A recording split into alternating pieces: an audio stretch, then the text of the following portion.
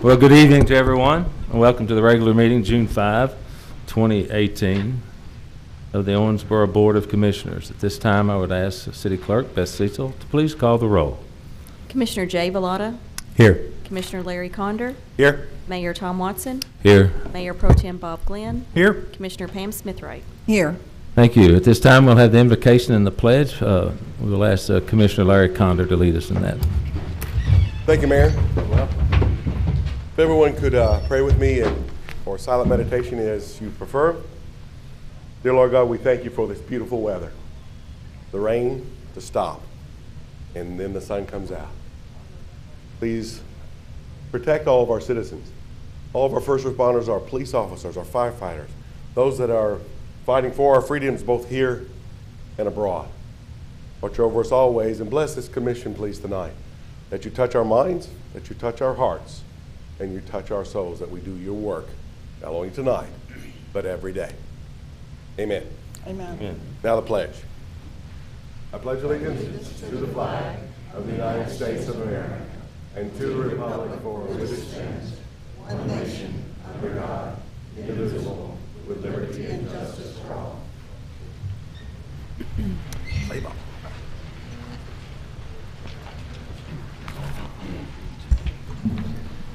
Thank you, Commissioner Conder. Item 4A is to consider approval of minutes dated May 1, 2018, May 22, 2018, May 31, 2018.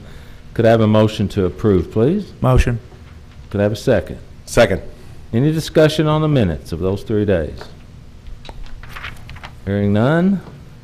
All in favor indicate by saying aye. Aye. All opposed, motion carries. Item number 5, ordinance, second reading. Counselor.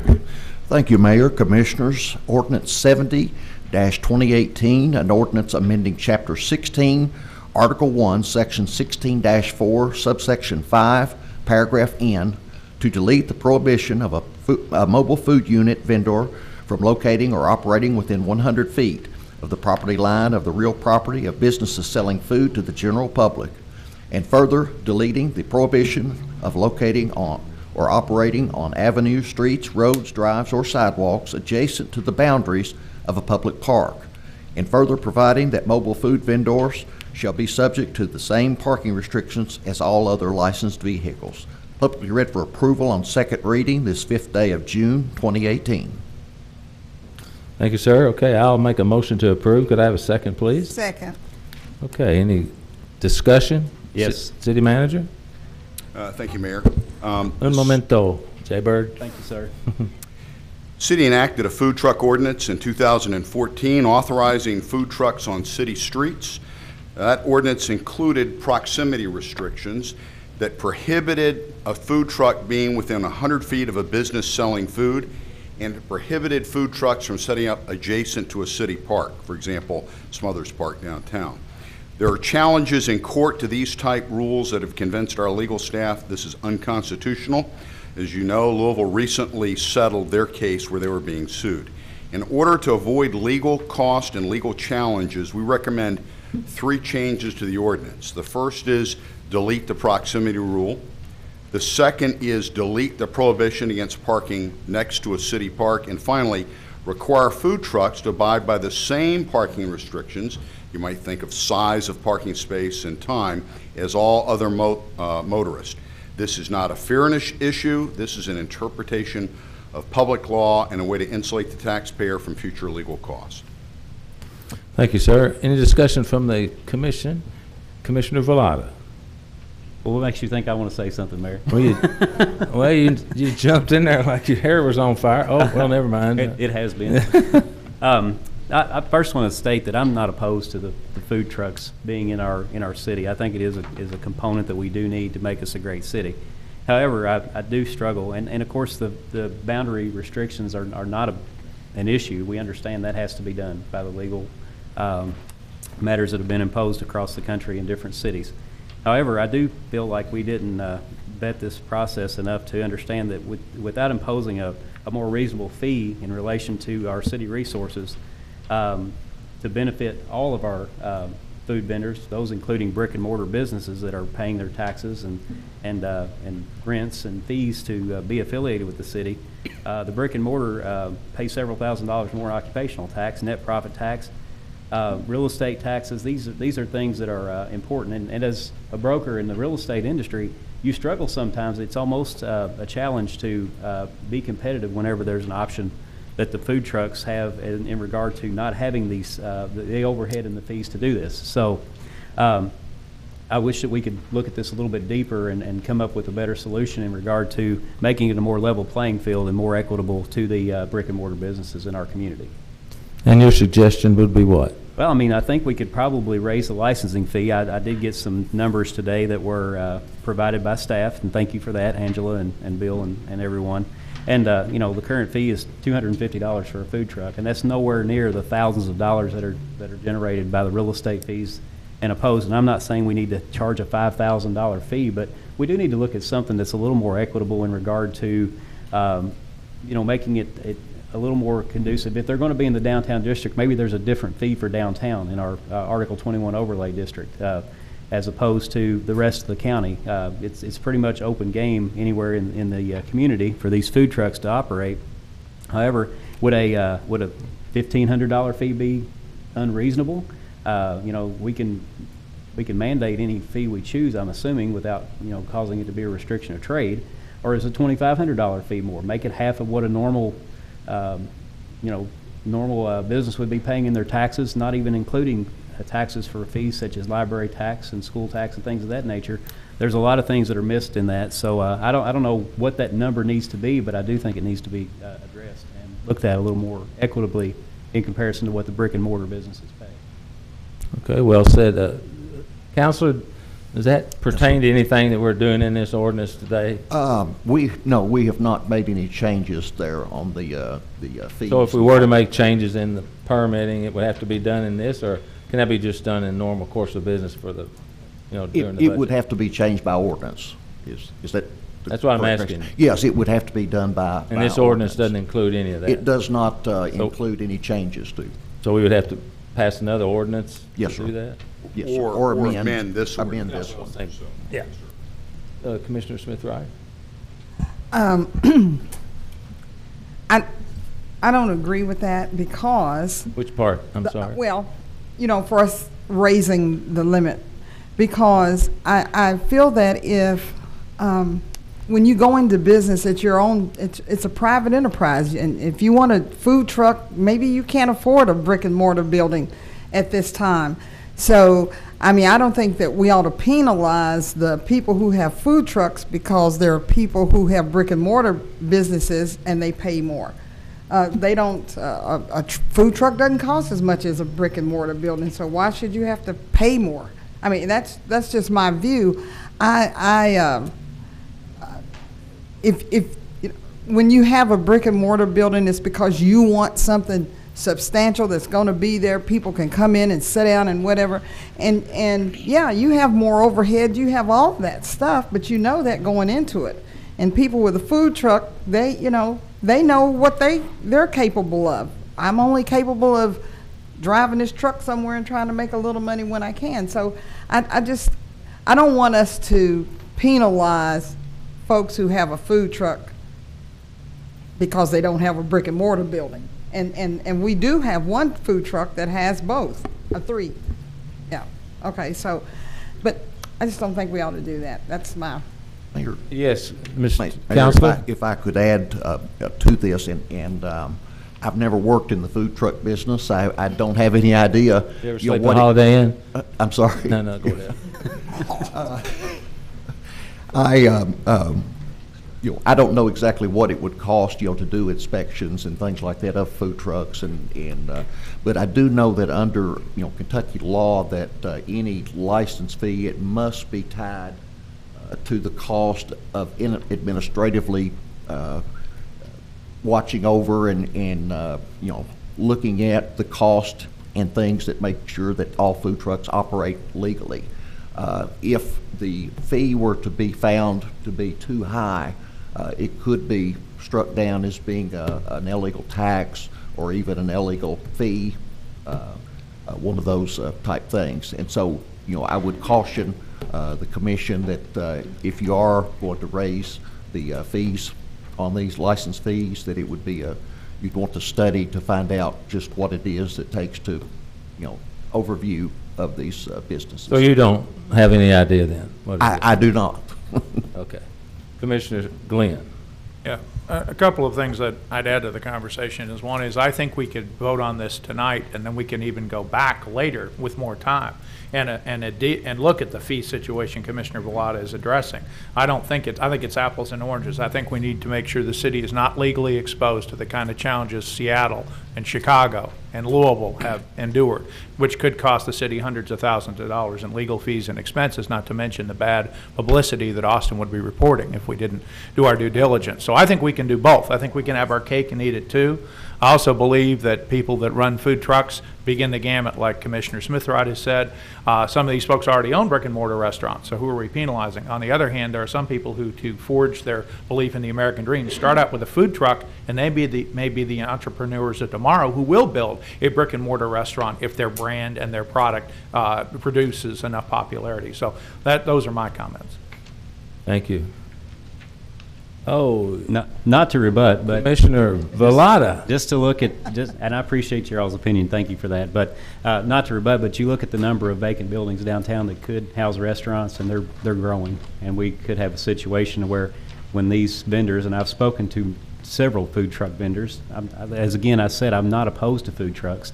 However, when you talk to these guys about establishing a permanent location, they give you the answer, why would I do that? I don't have the taxes and the overhead that I would have in a restaurant business. It is more affordable to have a food truck. I give them that. However, at some point you have to commit to your cause and your community, and I don't think this is a good way to do it. So I'm not saying make it painful for them. I'm just saying make it a little more equitable to those that have taken the risk and spent millions of dollars on buildings and put the people to work in their businesses to employ them and pay the taxes and fees and insurance it takes to run a business. So it's just my opinion. I think it should be addressed in this ordinance instead of going ahead with a vote today on this ordinance and then going back and circling back. Are we going to forget about it? And is it something we need to do now? I think we could probably include it and do it all at one stroke as opposed to doing it in two different versions. That's all I got. Mr. Condon? So, do you have two other people that want to not vote on this ordinance tonight? Do I need to amend the ordinance, Counselor? I'm sorry. Does the ordinance need to be amended? It would have to be amended to change the fees. So I need to make a motion to amend the ordinance as it's written and include a fee adjustment of Yes. a dollar amount. Well, yes, just whatever. Again, I would just emphasize it probably would need to look at what it would cost to,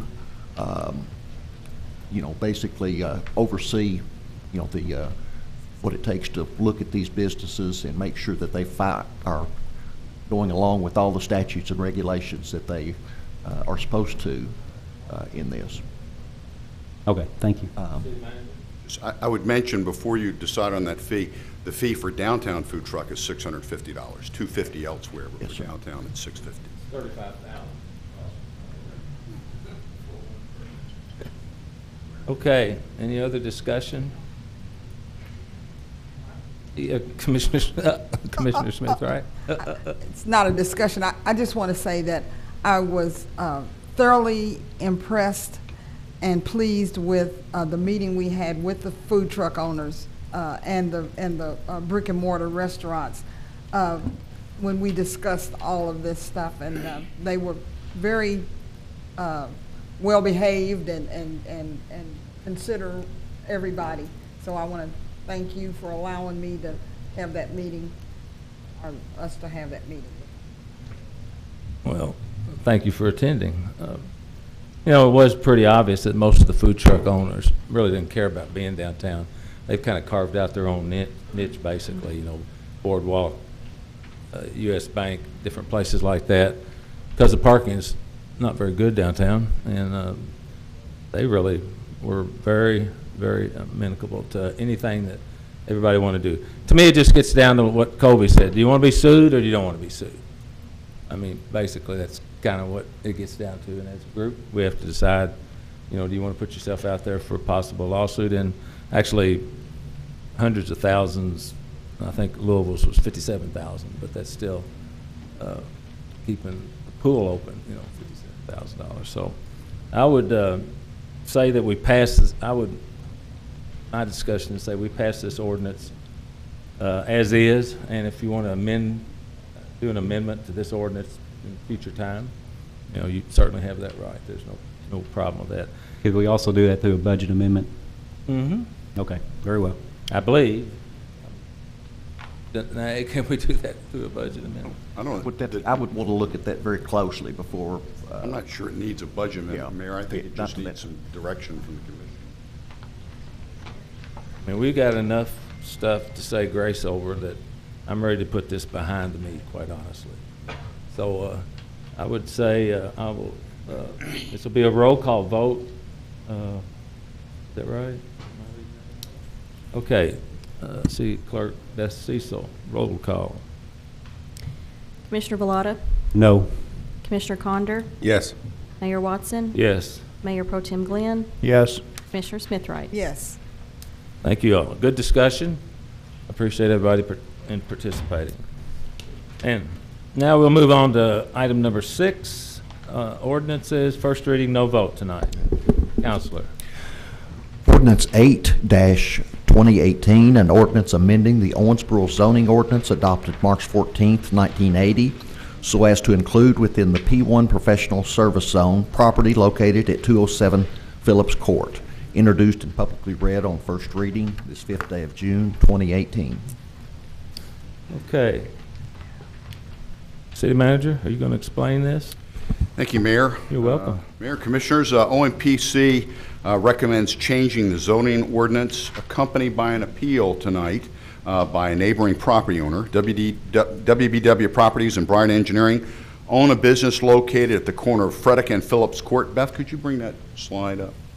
Corner of Frederick and Phillips Court. They purchased the neighboring property at 207 Phillips Court with the intent of combining the two properties and renovating this former home for lease to a professional service business. This requires a zoning change from R4DT, inner city residential, to P1 professional services, for example, a doctor, a lawyer, accounting office. The owners intend to expand the parking on their combined properties. 5 new spots are required by OMPC by encroaching into the grass area between the two properties. The owners have agreed to signage on Phillips Court be limited to 1 monument-style sign on the ground, 25 square foot limitation. And the city attorney, Mayor, if you're willing, is able to lead this discussion, lead us through. Okay, Steve. Thank you. You're on. Thank you, Mayor. You're welcome. The ordinance that we are giving consideration to tonight, it first arose upon an application by WBW Properties LLC to amend the zoning classification of the property at 207 Phillips Court from R-4DT, inner city residential, to P-1 professional service. In accordance with Kentucky state law and city ordinances, a hearing was held on April the 12th before the Owensboro Metropolitan Planning Commission. At the conclusion of that hearing, OMPC voted 8-1 to grant the application. On May 3rd, 2018, a neighboring property owner filed an appeal or a request for the City Commission to design the zoning map amendment. As a result of that appeal, we are conducting a review and hearing simultaneously with the readings of the city ordinance amending the zoning classification. I would emphasize that the evidence that was presented at the April 12th hearing is to be reviewed by the City Commission. There will be no new witnesses or evidence that should be presented tonight, other than to let the parties speak as to why they think that OMPC was in error in requesting the change. I see that Brian Howard, who is Executive Director of OMPC, he's here in the audience, and I would like to call on Mr. Howard, if he could, to provide a summary of this case. Brian Howard, Director of the Owensboro Metropolitan Planning Commission. Yes, so this is a rezoning appeal that comes before you all. This is the first rezoning, to my knowledge, that you all have seen in 11 years. Back in May of 2007, both the city and county adopted changes to the zoning ordinance that only requires that an appealed zoning change come before you. First one, we've had a handful go to the county.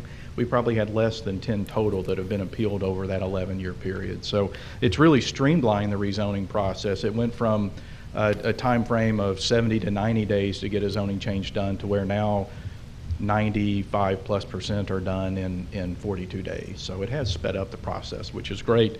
As you all have summarized, this was a case going from commercial or a residential zone to a professional zone. We held the public hearing in April. We followed all KRS requirements as far as public hearing notice, signage, notifying property owners, all that kind of thing. At the public hearing, both the applicant was there and answered questions and provided input. There were also two neighbors from Phillips Court that were there and asked questions and had comments and concerns. Their main concerns focused on the potential for increased traffic on Phillips Court, where access would be to the parking and where parking would be for the new office use, lighting and signage. So those were addressed in some of the comments that were made. As far as the conditions on the zoning change, there were 5 of them. One would be that the subject property be consolidated with 1535 Frederica Street, which the applicant also owns. 2, the Planning Commission made a condition that a final development plan be approved at the Planning Commission level, and that final development plan would require that the adjoining property owners be notified prior to that public meeting, so that it does allow them the opportunity to know when that would be heard at the Planning Commission. They made a condition that no access would be granted to Phillips Court. The limitation on signage to 25 square feet with uplighting only. And then the last was that any lighting for the parking lot would be down lighting only. And so it was appealed. It's before you all now for final consideration. Melissa Evans with our staff and I are here to answer any questions that you all may have. And I know I've seen both the applicant and the folks on Phillips Court here. So let me know if you have any questions. We'll be glad to answer them. Commissioners have any questions of Mr. Howard?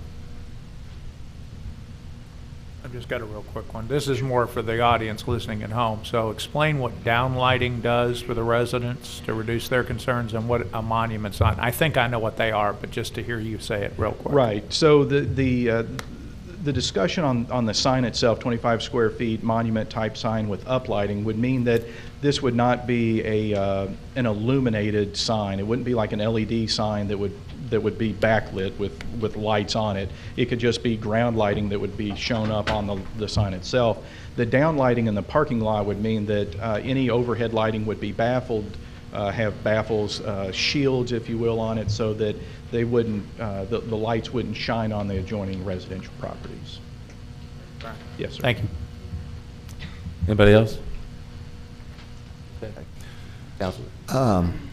Mary McCulley was the lady or neighbor to the 207 Phillips Court who filed the request for the City Commission to review the zoning map amendment, and I think she is here tonight, and I've spoke with her by phone and told her that this is her opportunity to argue as to why she thinks that the OMPC decision was in error.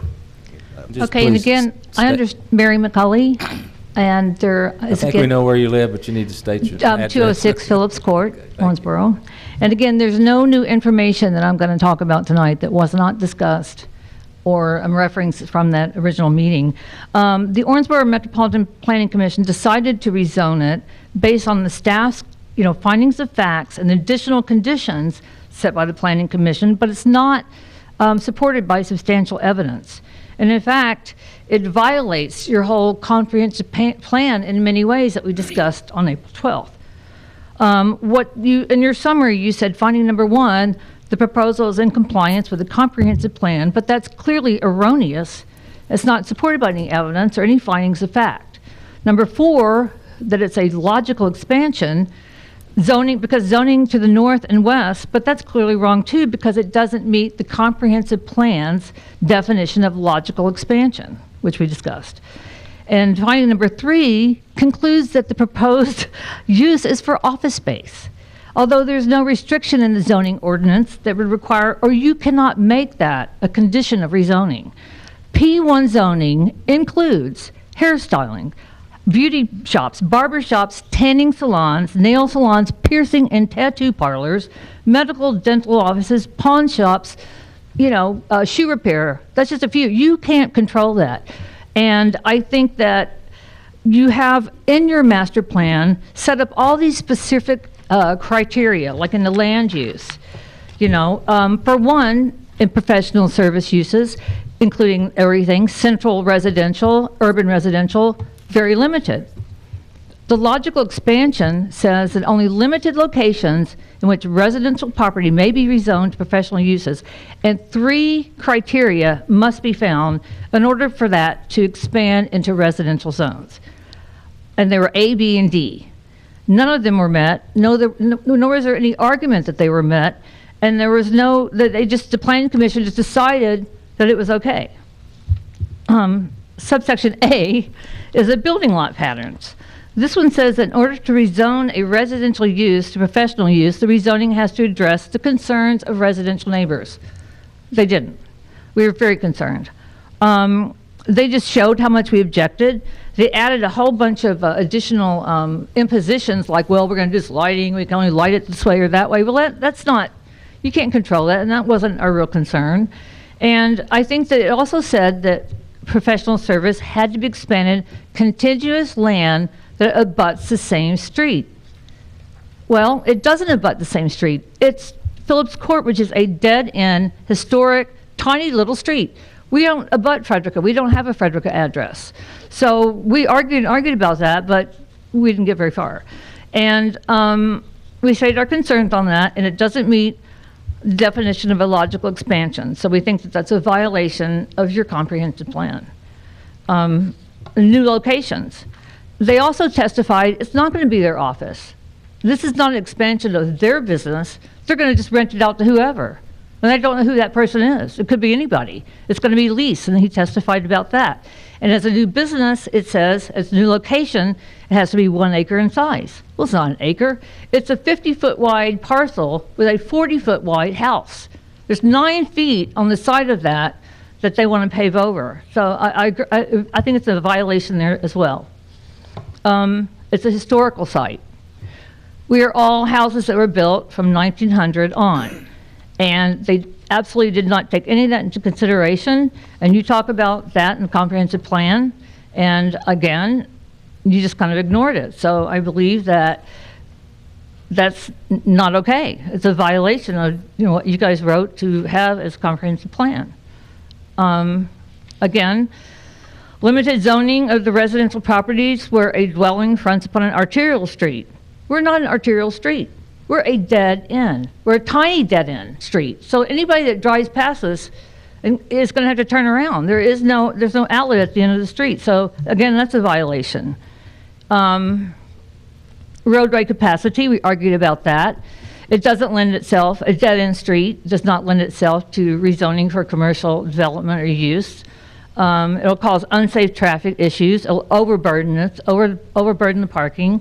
So again, I think that was overlooked in the comprehensive plan. They didn't even address that. So it's all in violation of what you guys created as a master comprehensive plan. So existing roadways and non-residential development, I've got all this in writing here. I don't think I can just sit here and bore you guys to death with it because I'm not used to talking.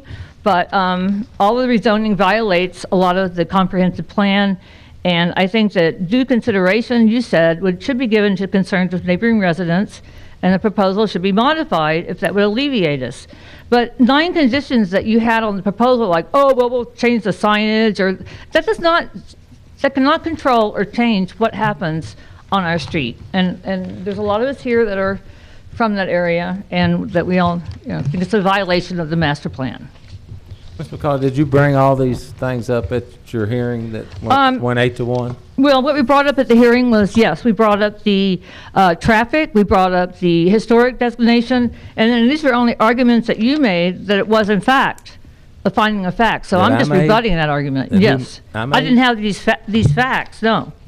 But So your facts are different now than what you presented at the, no, you presented these facts. I did? Well, I mean, the city findings of fact. I'm merely arguing about that because Okay. there was no decision made at the point. I couldn't argue about it before they made a decision. I'm arguing now.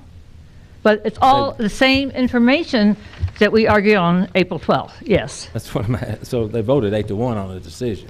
That's my understanding, right? Correct. So there was a decision, and We appealed that, right. understand that, okay. Mr. Howard, do you have any of these statement of fact? You know, I'll say that we stand as professional planning staff behind our staff report. We feel that it is in compliance with the comprehensive plan. It is appropriate in limited locations with certain criteria, one of those being a logical expansion. Granted, this property does have a Frederica Street, or the other property that the applicant owns does have a Frederica Street address, but it does have frontage on Phillips Court. So we felt that is meets the criteria for a logical expansion. The question was raised about the finding of fact that the proposed office use, where that came from was in the applicant's application. They include a proposed use, and that's what they said it would be. So that's what we included in there. As far as why we use that, you know, I feel at the end of the day that, you know, we stand behind our staff report. I felt like the Planning Commission listened, tried to figure out some conditions and things that would make this work and integrate within that neighborhood. But again, I'll be glad to answer any questions you all would have of that. Does anybody on the commission have any questions for Ms. McCauley? I have one Jay? for Mr. Howard. Can you clarify P1 zoning? Does it encumber everything that was mentioned in the rebuttal? I'd have to look at the ordinance to look at everything. I do believe that most everything, if not everything she mentioned, would be a permitted use in a P1 zone. The pawn shop is the only one that when it was said, kind of, since that can be a bit more on the retail side, but Melissa's looking that up. A pawn shop is not a permitted use in a P1 zone. So, but office space, medical office, a tanning salon, barber shop, those types of uses would be permitted in that zone. Doesn't allow restaurants, does not allow retail sales, that kind of a thing. Thank you. Mm-hmm. Commissioner Condon? Thank you, Mayor. Possibly either Brian or maybe Ms. McCauley could answer the question.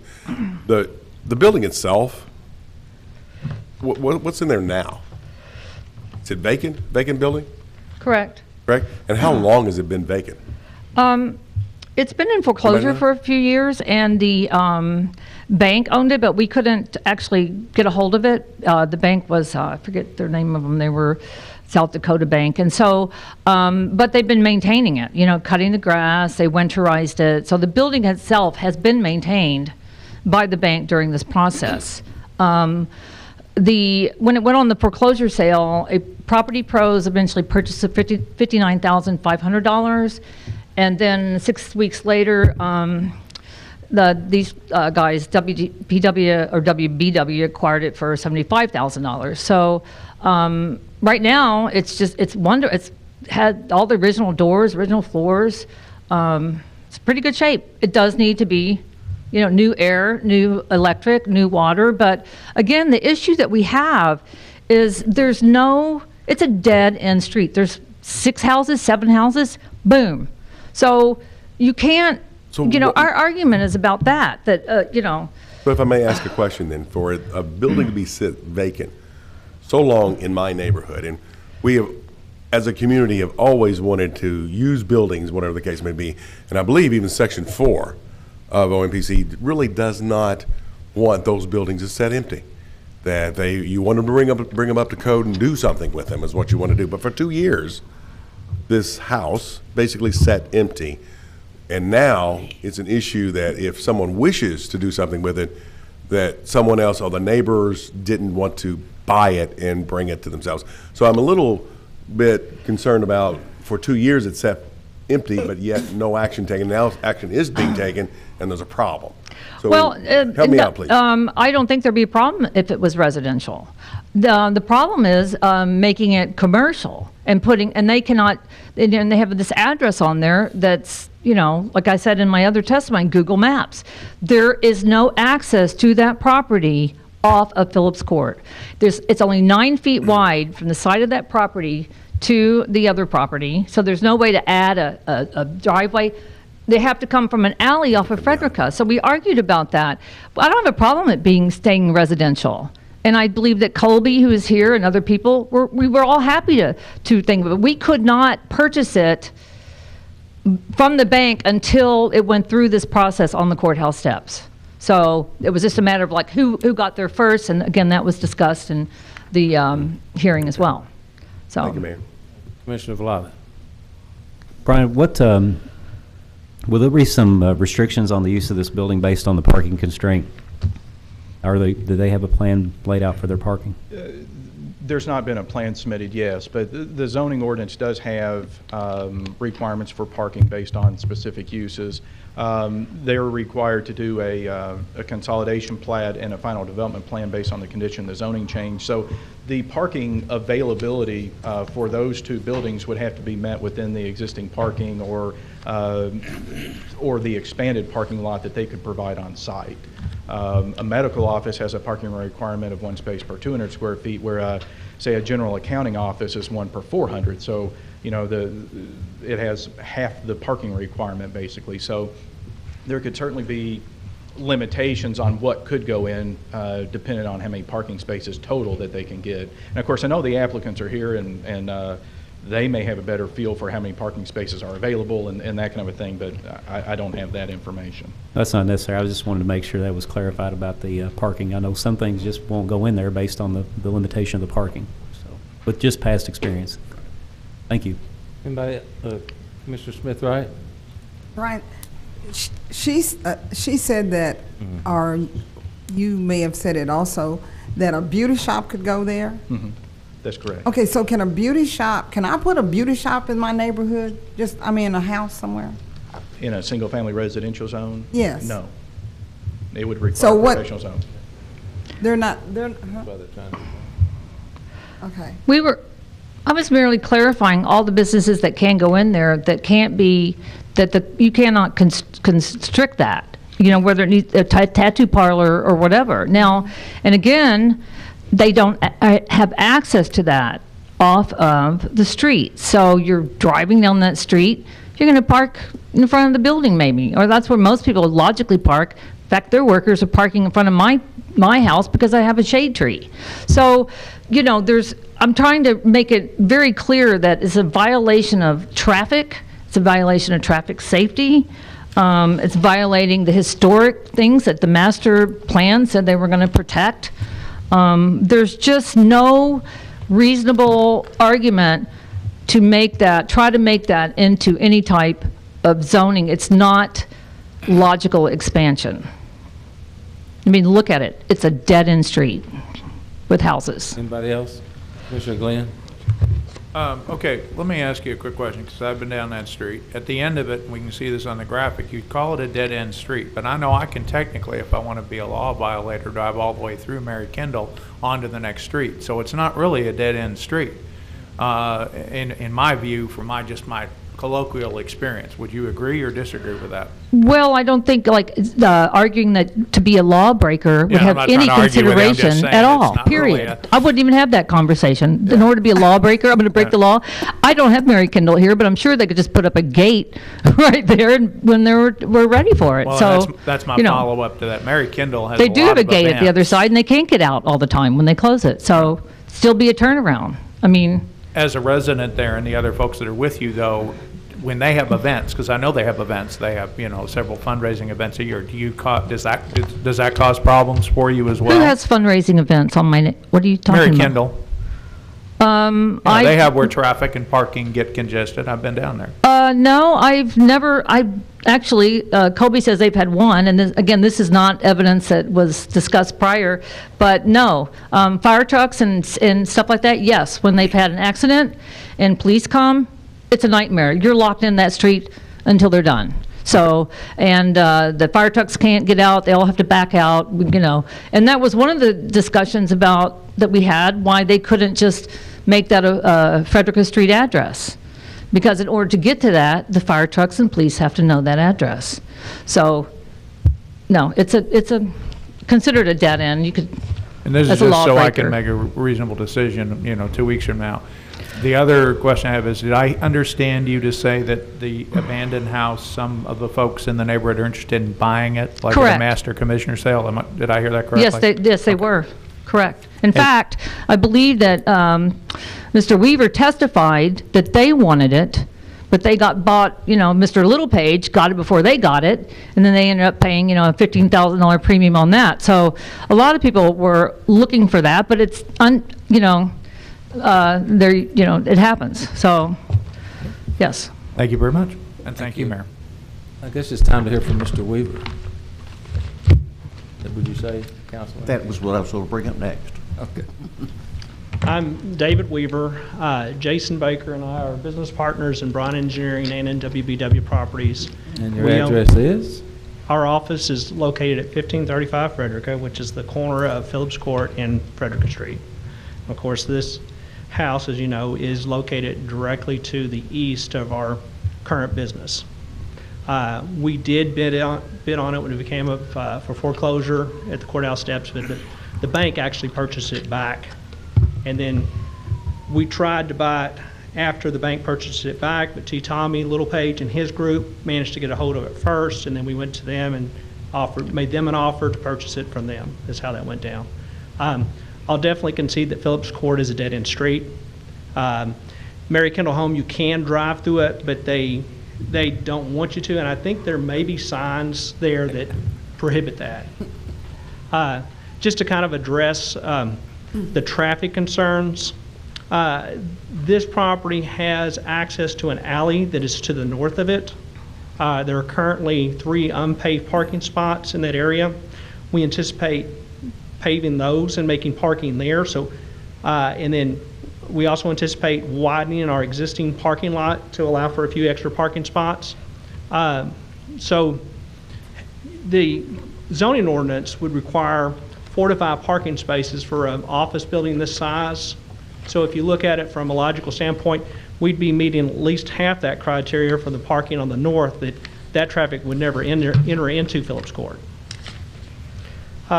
I want to talk just a minute about the comprehensive plan. She is correct in that there is 3 criteria in the comprehensive plan to make this rezoning possible. One of the criteria, though, is not applicable. And I'll ask Mr. Howard if he agrees with me that the 3rd criteria, which I think is criteria D, talks about new locations. And new locations have to be the acre and size, and I think it may be a corner lot on a corner. That criteria is not applicable to this rezoning because you either have to go down a path where it's a logical expansion or it's a new location. In our particular rezoning, it's a logical expansion. Can I get you to concur with that? I would agree with that, and the staff report that we forwarded you all, we know or mentioned the 2 specific criteria: the building and lot pattern, logical expansion. We did not include the new location criteria because, again, as I mentioned earlier, if we deem that to be a logical expansion, that other criteria, as Mr. Weaver stated, wouldn't be applicable. Thank you, Mr. Howard. I can go through with the states in the comprehensive plan regarding its criteria A and criteria B. But in short, criteria A is the building and lot patterns. The criteria is that they should conform for non-residential development, and the proposed use being an office makes that in compliance. The logical expansion, it is in compliance with the comprehensive plan because our office on the corner of Frederica Street and Phillips Court directly adjoins this property. In addition to that, the Owensboro Community and Technical College adjoins this property to the north. So on 2 sides of this property is an existing P1 zoning classification. We did, if you read the minutes, we did work with the planning staff and the adjoining property owners during the meeting to come up with criteria, additional restrictions that would help this house blend in with the neighborhood on rezoning that to P1. You know, we agreed to all the criteria that are the conditions that planning staff came up with. Let's see, when we bought our existing office, we did an addition. I don't know if you guys are aware of what we did, but we added on to the rear of our building.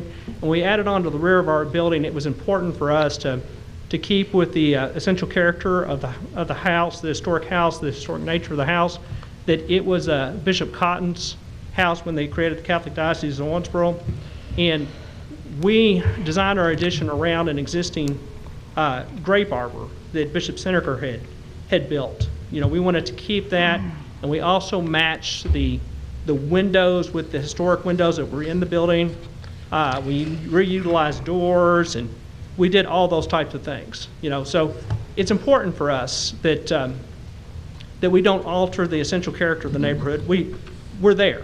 You know, at the end of the day, what we anticipate the office looking like is real similar to other offices along the Frederick Street corridor where houses have been turned into offices. It'll still have the look of a house. I think I've made all the statements I wanted to make, so Okay, if anybody has any comments from the questions. commission? Can I add to that? Or, Excuse me, just a okay, second.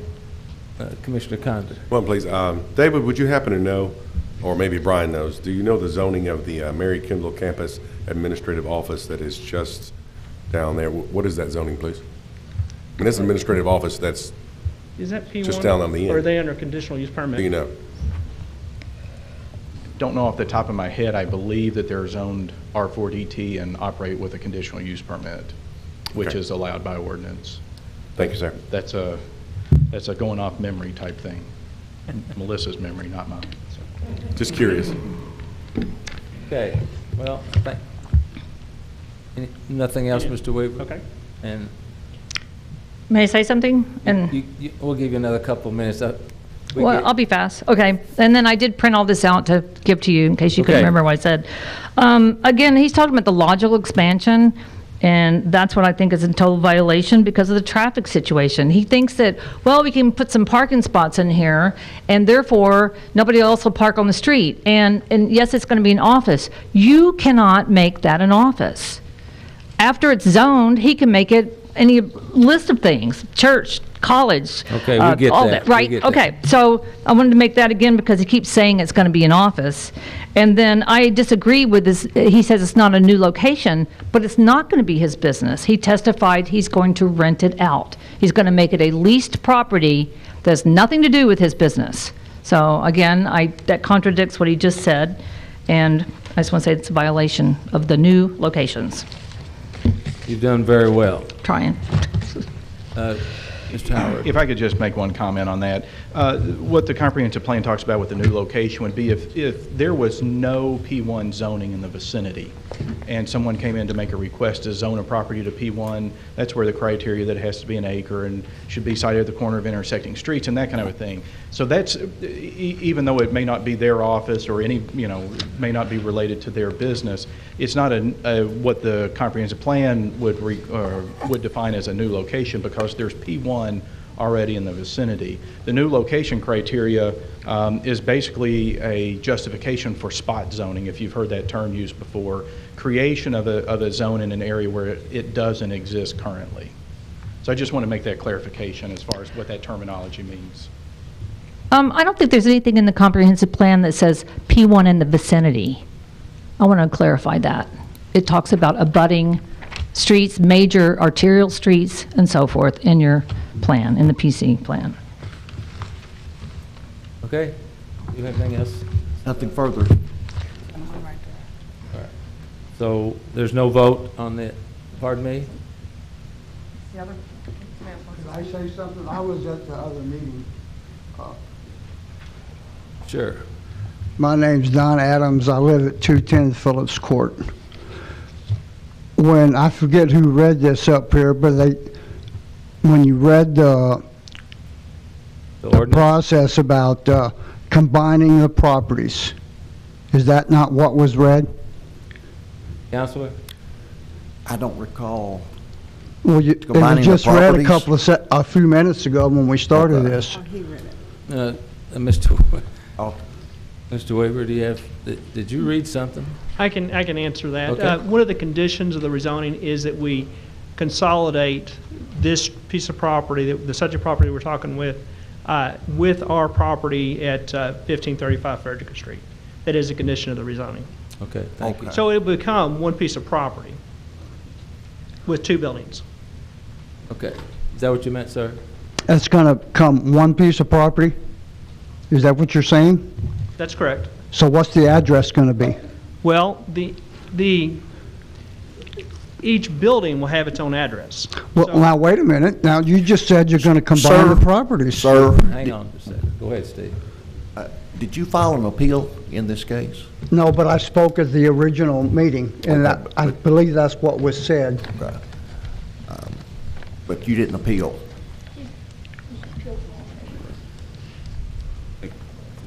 Yeah, go ahead. Really doesn't have a standing to argue on this. Ask me. Well, I'm sorry, anybody that spoke at the original hearing. It says here, deny any request to call new witnesses or to introduce additional testimony that was not heard at the original hearing before the OMPC. Correct. That's what I have. Correct. So. So am I allowed to speak or not? Counselor? No. My name is on all the minutes where I spoke at that meeting. And Yes. I'm not introducing new evidence. I Well, just want those clarification. minutes will be reviewed by the commissioners, the things that you spoke at the original hearing. You spoke at the hearing, but you did not appeal the determination, so you do not have standing at this particular hearing to argue for or against what was done. Oh, I'm not arguing what was done. I just want to see about a clarification on this. Okay, Be- quickly, you go ahead and get your Okay, because clarification. when it Please. was originally read, just before we started this meeting, that the properties were going to be combined. He just said they were going to be combined. Yes, we heard that. Yeah, now, Miss McCully, or actually asked about that, and Melissa Evans said they couldn't have the addresses because of 911. So I'm trying to decide how can they combine property and have two separate addresses. You'll have to ask planning and zoning people. I have no idea. Be glad to answer that. Wow. Yes, they could consolidate the properties, do a final development plan. Both of those were conditions of the zoning change. That question was brought up at the Planning Commission meeting. Ms. Evans did get up and address that. With it being a separate building, it would still need to maintain a separate address.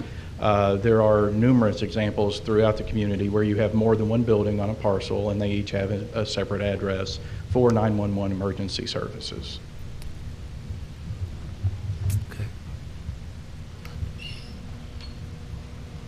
Very enlightening. Okay. I think we're on 6B. Is that correct, City Clerk? That's correct. Okay. Item number 6B. Counselor. Ordinance 9-2018, an ordinance adopting and approving the annual budget of the City of Owensboro, Kentucky for the fiscal year beginning July 1st, 2018 and ending June 30th, 2019, and appropriating the revenues to the various departments of the city as set forth herein, introduced and publicly read on first reading this 5th day of June, 2018. Okay, City Manager, please. Mayor, this is to review. This is a $120 million total budget, but only $106 million actually out the door. We've characterized this as a continuation budget that absorbs the pension cost, relies upon a property tax increase, and builds the GFOA reserve with expenditures being outpaced by revenues. Any discussion from the commission? Commissioner Condon. Thank you, Mayor. You're welcome. Overall, the budget itself, in my opinion, it's a fairly good, budget, really it is. I have sent a very long email on just some tweaking to be able to show the public that we're actually going to try to make an earnest effort in addressing some issues. The largest issue, of course, that is not only today, but will be there for the next 3-4 years, is our pension issue. It is denoted in the budget as it being around $817,000, I believe. Is that correct, Mr. Parrish? Have to look at. Somewhere in that neighborhood. A little over $800,000, and that's compounded every year, at least for the next 3 years. And for us to be able to not necessarily have a line item that says we're saving for the pension, because we know that this is going to come and get us again. It's going to happen the next year and the next year. It is going to occur. That we have something that we're going to be putting back to address that issue. And I understand that you can say, well, the money is still there, you're just coloring it different. You're putting a different line item on it. But we need to make sure that our citizens understand that we're trying to do everything we can to be able to address that issue. I believe that we have the room to even put $400,000 to $500,000 back for the next year to soften that blow of what the pension costs are going to be, especially in consideration of other projects that we have. I had also even said that in looking at last year's budget, we looked 4 years out. And in that budget, there was consternation going back and forth. Why don't you just concentrate on 1 year? But yet we wanted to look 4 years out. Today, we may even think of that as being, is now the time for corrective action, as was quoted in the paper. I believe it is, that we still must be able to address what happens with the pension down the road. I also know that yesterday, our Senator Joe Bowen was part of the Public Pension Oversight Board. And in that discussion, he is attempting to separate the two CERS and KERS funds. And there's a big reason why we should advocate for that separation as far as the city is concerned. The actuarial analysis that have come in, how the funds have been performing, as stated by the KLC as of yesterday, was, and including April, about 8.29% growth. The numbers that they were actually basing everything on was around 4.65. So the funds are outperforming. They're doing well, which is awesome news to hear. But they will still have to be able to put more money in for the next 2 to 3 years. So I advocate dramatically for this commission to really show the public that we are willing to save and adjust what our budgets are, at least by $400,000 to $500,000 to address that issue. There are other small things that I wish to be able to look at, but that's the major issue. With that, Mayor, I will relinquish. Okay.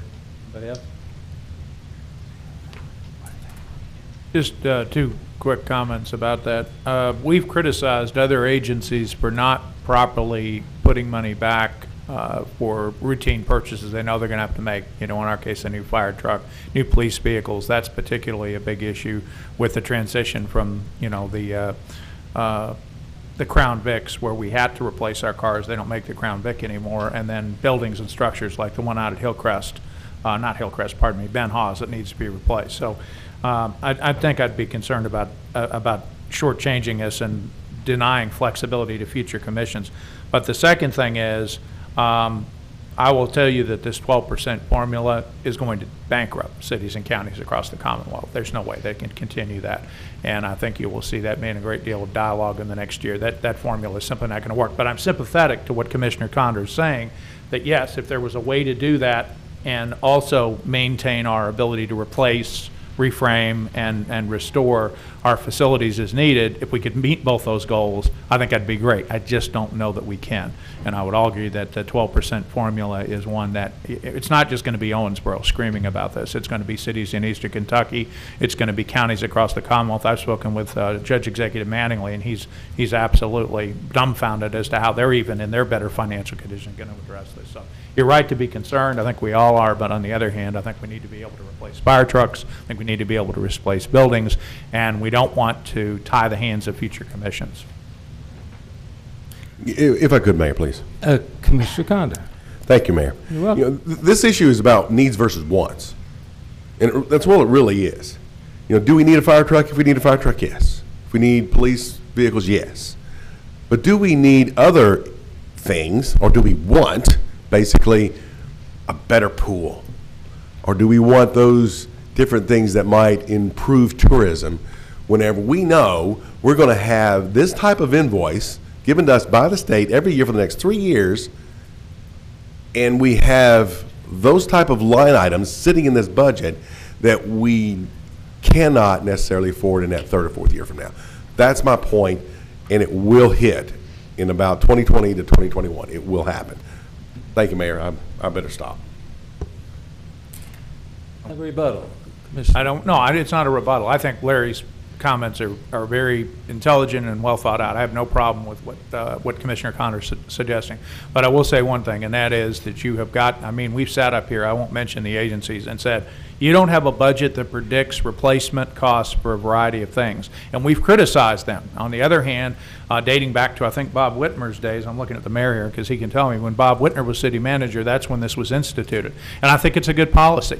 And I would argue, though, that wants versus needs. That's up to each commission to decide what the wants are and what the needs are. We decide, you know, in 3 years as a community, we want to replace the pools with an aquatic center because they're both failing. That'll be that commission's job to make that determination and spend that money or not spend that money. But the bottom line is we don't want to tie their hands to do that. And again, like I said, they have a biennium commitment to this 12%. Again, that's that board. But that board can be lobbied, that board can be advocated, and I'm sure KLC will do that, as will many cities and counties, because it's got to be done. The 12% number is not one that's reasonable. They were paying as low as 6% and 4% a few years ago, and maybe the argument can be made we should pay more, but the bottom line is not to the point in perpetuity that they've set up that's going to bankrupt cities and counties. So I think we all have a job to advocate as citizens and legislators here that formula's got to change. It's not sustainable. So, but no, I absolutely think Commissioner Connor brings up some very good points, and I love having him as a colleague. And I didn't pay for that. Yeah, how much was, send me the check. I have a little different view. I think we brought this on ourselves. I don't blame the legislators too much. But if I've heard it once, I've heard it 50 times. Well, we hire people in a little cheaper so we can really take care of them on the back end. Guess what? That's what we're trying to do now, is really take care of them on the back end. And I think we got to accept some responsibility for this mess as well. The 12%, hopefully, you know, that is going to be what it's going to be. But you've got pension boards, you've got a whole lot of people involved in this decision-making process, and to think you're going to go up there and change the mindset of people that didn't have the courage to do what they needed to do this year anyways, beyond me. Now, speaking about savings, you know, I asked last month when we met, $1 million or something out of the replacement plan. And so I got a meeting with the city manager and finance and public works. And you're already doing that, right? So that's options out. You know, Wayne tells me that they used to trade their cars after 6 years. Now it's, or 5 years. Now it's, what, 9 years you say you're driving, you know? So I think the city has done a very good job of really going above and beyond trying to make the replacement plan work. My question is, what is in the budget from each department that I don't know about? So not that I don't know about it in a bad way, I just don't know about it. I asked Danae yesterday because this crazy thing's got that rollover deal where you got half a year and then all of a sudden you get into the next budget and then you're using money from the last budget. And that's where it gets confusing. And Danae did a really good job of trying to, of explaining it to me and me trying to, but if I asked Amanda to come to the podium and I'd say, okay, Amanda, what's your starting number? Is $100. How much after that in this budget are projects that you're going to do that are carryover from this last budget that are add-ons in this budget? That's the thing that confuses me the most, and I don't know how to find that. So that would be a way that I would look for trying to find. You know, everybody has, you know, at my office, we got one guy, he likes to do all this stuff, so he's always doing this. And every department has their way of creating their own amount of money and projects that need to be done. This asphalt stuff, you know, it doesn't do it until the end, and so then the money and all that. So that's the confusing part. So between now and the next reading, that's what I'm going to be asking from the department is there something in there that you could actually say, okay, we can't, and I know city managers probably beat you all on the ground with that, but it'd be nice for myself to actually know that some of the money that's being spent in 18 is money that was already appropriated in the 17 budget, and then we're actually appropriating more money in this new budget, and that's where the projects that I'm looking for, you know, I'm not specific, we've already paid for the fire truck anyway, haven't we? You know, so I'm not saying that there's anything that could be cut, but that's what I would look at from the private sector is there anything that you could actually do without, you know, that you're actually putting in there. And Wayne assures me that he can't do without one nickel of what he's put in there. So that's where I would be going with this, to try and look between now and the next budget. Anybody else? Okay. I'm just glad I'm not on planning and zoning. I think I could sell that. Okay, Counselor, item number 7 is municipal order. Municipal Order 14-2018, a municipal order authorizing the mayor to execute a deed of easement whereby the city of Owensboro would grant a permanent sanitary sewer easement and a temporary construction easement to Regional Water Resource Agency, RWRA, located at 1102 West 4th Street. Introduced and publicly read for approval this 5th day of June 2018. Okay, I'll make a motion to approve. Could I have a second, please? Second. City Manager, could you help us with this? Yes, Mayor. This is a request by RWRA for a permanent sanitary sewer easement for the Ravine Project. The Ravine Project is digging a sewer from the north center side of the city to the east side near Kendall Perkins Park and then on over to West 5th Street. Now, this area is behind the basketball courts at Kendall Perkins Park. It's a small grass lot about 40 feet wide the city owns, and they're requesting a 15-foot wide easement permanent and about a 30-foot wide easement temporary to bring in construction equipment, dig up the ground, lay the new sewer, close the ground up, then the temporary easement goes away and the permanent easement remains. The public will just see a piece of grass, but under it will be the sewer line. That will then pick up and continue under the alley that's behind the concrete fence on the back side or north side of Kendall Perkins Park. Staff recommends it. It's good for RWRA. It's good for the city. Okay. Any discussion from the commission? I just have one quick question for Bill. Commissioner Glenn. Will there, I know they have like the Dust Bowl coming up in July. Will this disrupt any of the events or the use of the playground, because it's right near the playground, right? It's correct, but it's actually behind that concrete wall, so it won't be on the Kendall Perkins Park or on the basketball courts. It'll be on the back side of it. Now, I'm not sure of their schedule. I don't know if, Kevin, you know when they'll be there, but it's not going to be on the park itself. Yeah, we'll be sure to work around those events. So. And your name is? Kevin Cullion. Okay. Where do you live? What's your address?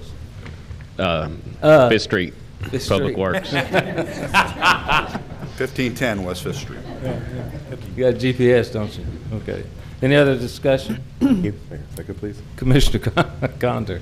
In the 1819 budget, and maybe Angela Hammer could be able to address the issue, the question, there is, I believe, a line item for $250,000. Is it for this project in particular? That's what that is for, is that correct? That we are contributing to the project itself? Not specifically to this project. What that $250,000 is for, if you give me just a second, Commissioner, this is for during the entire Ravine project. What the city will do is take advantage of the fact that the roads are ripped apart and ripped open. We'll then go in and do all of the ADA work for the sidewalk and ramps. We'll then go into all the inlets that we normally wouldn't get to later. So what we'll do is take advantage of the fact that the road is ripped up. We'll not rip it up twice and have the additional expense of ripping it up. So our contribution of the $250,000 is to address what we are required to do anyway. You're just making sure that it's done at the same time. We think it's cheaper and more efficient to rip up the road once rather than on 5 separate occasions. Thank you, sir. Okay. Any other discussion? Hearing none, all in favor indicate by saying aye. Aye. All opposed, motion carries. Thank you. Next item, item 8A, city manager items. Thank you, Mayor. I'm You're asking the commission to consider the following personnel appointments tonight. Deidre Daly, probationary full-time, non-civil service appointment, telecommunicator, effective June 10th. Jessica Pierce, probationary full-time, non-civil service, promotional appointment, lead telecommunicator, effective June 10th. Melody Stevenson, probationary full-time, non-civil service appointment, police officer, effective June 25th. Bruce Bryant, probationary full-time, non-civil service appointment, laborer maintenance helper, effective June 25th. Ronnie Ferguson, probationary full-time, non-civil service, promotional appointment to sanitation manager, effective June the 11th. Samuel Bodine, regular full-time, non-civil service appointment, green superintendent, effective May 13th. Dustin Ham, regular full-time, non-civil service appointment, laborer maintenance helper, effective June 12th.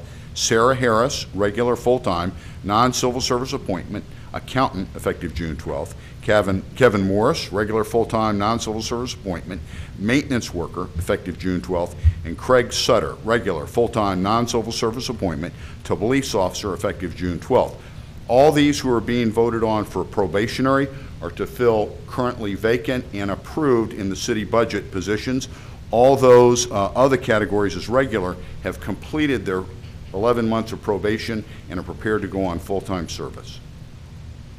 Thank you. Okay, I'll make a motion to approve. Do I have a second, please? Second. Any discussion from the commission? Okay, hearing none, all in favor indicate by saying aye. Aye. All opposed, motion carries. City manager comments, 8B. Nothing further. Thank you, Mayor. Thank you. Communication from elected officials. Commissioner Smith Wright. Thank you, Mayor. You're welcome. I have a couple of things.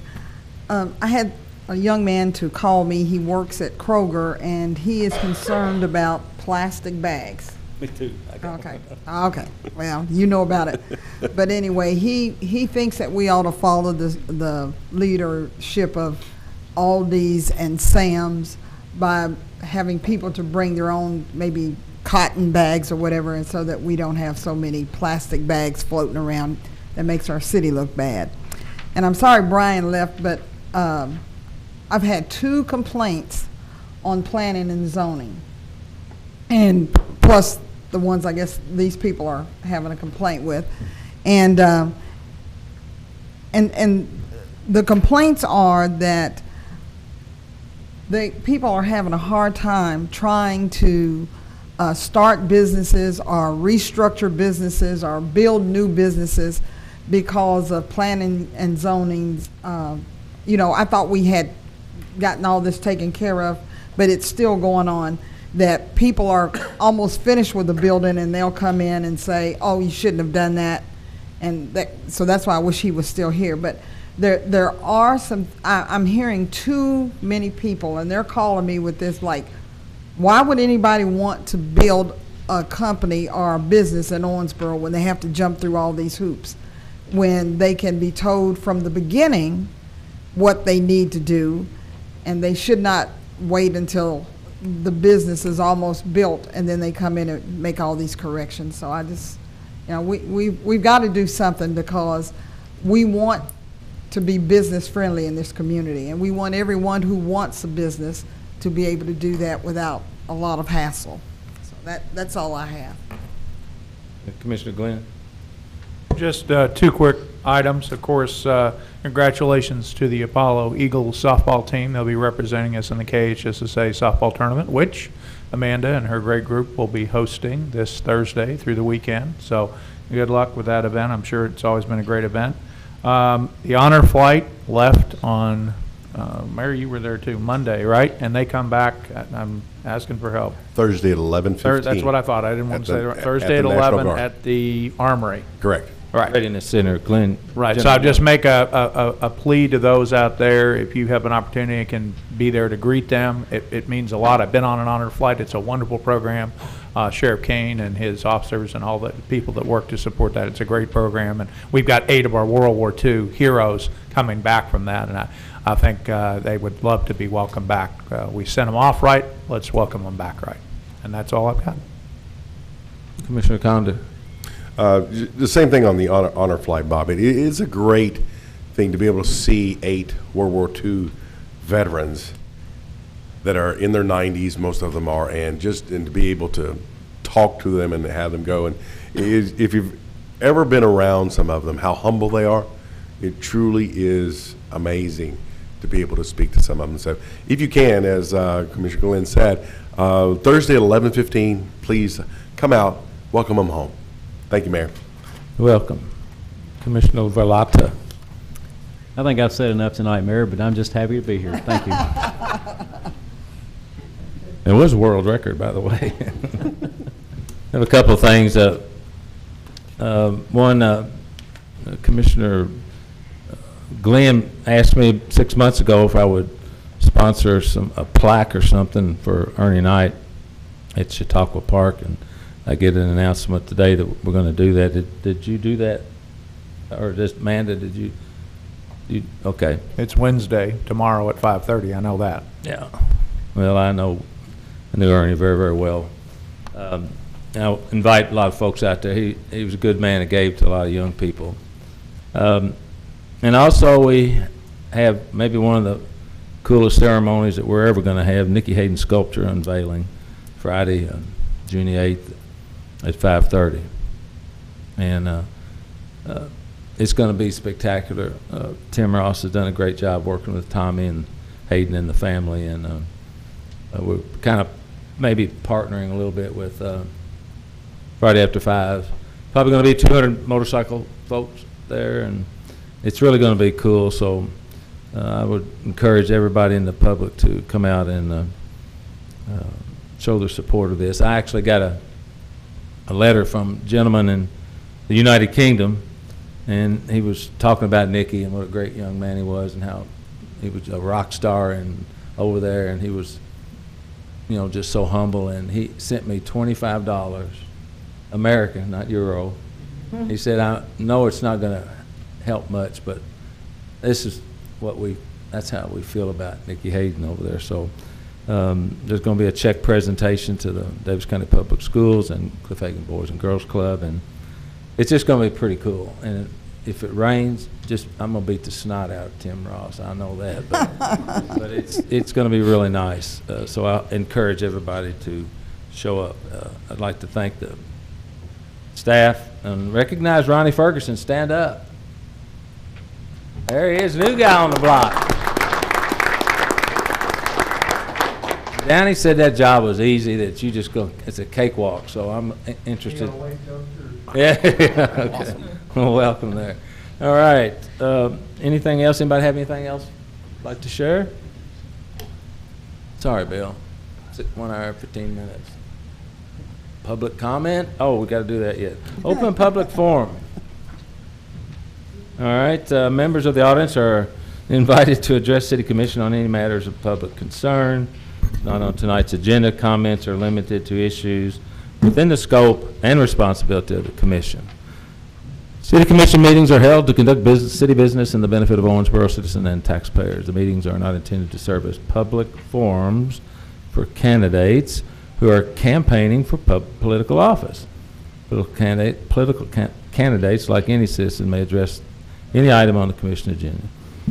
During the open public forum, any citizen of Owensboro may address specific city-related issue not on the agenda, but candidates for any political office will not be allowed to use the Commission meeting to promote his or her candidacy. At this time, excuse me, anyone who wishes to be recognized can go to the podium, state your name and address for the record, and we'll limit your remarks to 3 minutes or less. So, have at it. Oh, we already got a hot bite. Hello, Mayor, Commissioners. My name is Tony Jones. I'm the owner and operator of Atlanta Swim Club here in Owensboro. We're at 3905 Carter Road. Just wanted to introduce myself. Just purchased the place last year, so I'm kind of new at the entrepreneur stage of it. I've been with the club for 12 years. But I just wanted to address the article I read in the paper about the city wanting to build an aquatic center, and just want to let you know that one already exists in Owensboro. We went public in 2015. We're a 4.5 acre facility with 3 acres under deck.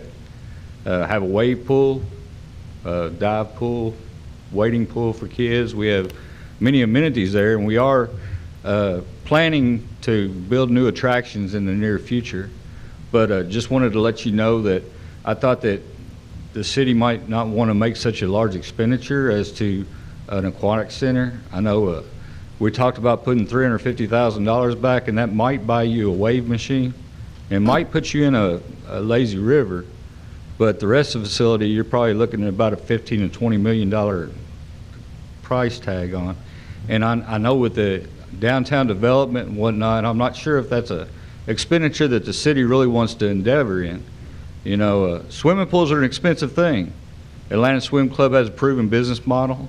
I employ 34 people here in Owensboro, and I pay taxes and pay employees that pay taxes and continue to give back to Owensboro the best I can. But I really believe that the expense is one that the city might not want to bite off. So just wanted to come up and introduce myself and let you know. And if there's any questions that the committee may have, please don't hesitate to give me a call there at Atlanta Swim Club. I'd love to help out.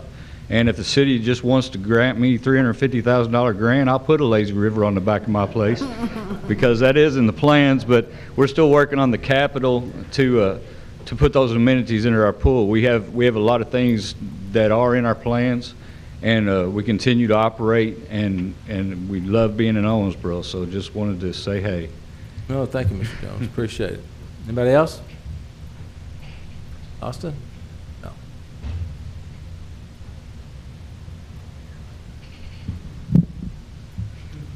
Bob Zimmerman, Owensboro. I just wanted to touch on the issue that Ms. Pam Smith-Wright talked about, planning and zoning, and not to be overly critical, but it's very much the truth. I've started working with planning and zoning here in Owensboro in 1972, and under Roger Anderson, and it's been kind of I don't know the right description, but it's very oppressive at times anyway. Would you say it's better now, though, than it's been in a long time? Come on. I haven't dealt with them as much recently as I did back in the 70s, 80s, and 90s. It was tough. But I've maybe. But it is a real problem.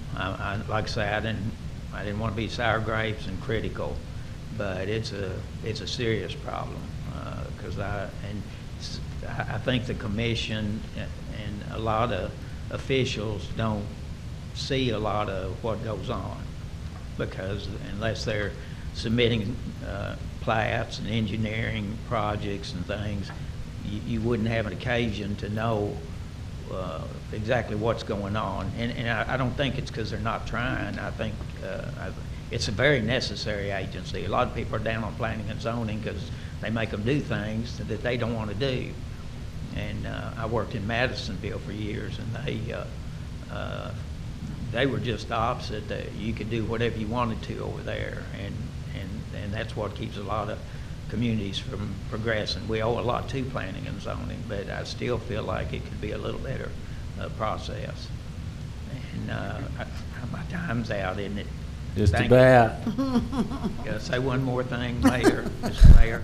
What do you think? We're going to vote on this. Okay, fair enough. Fair enough. Okay, go ahead. I appreciate you letting me talk. To Gabe's Tower, and nothing about our issues, but I'm working with a veterans group, a very legitimate outfit that helps with funding. It helps the veterans more. They're right on the streets with the veterans, the homeless, all situations with the veterans.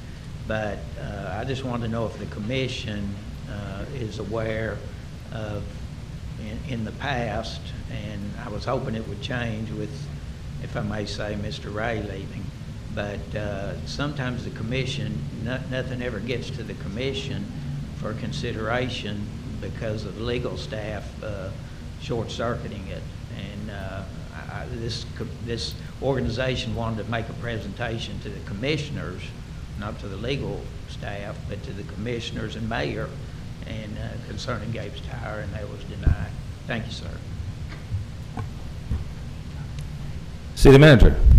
Mayor, I did pass that to the commission in email, and our concern is that we're in litigation with Mr. Zimmerman. This group is working with Mr. Zimmerman. I think that person would be free to come and stand in open public forum, but until our litigation with Mr. Zimmerman is complete, our city attorney advises that we should not be in discussions with someone who's working with Mr. Zimmerman. Right? Agreed. Okay. Is that it now, Beth? All right, we're going to adjourn by acclamation. Yes.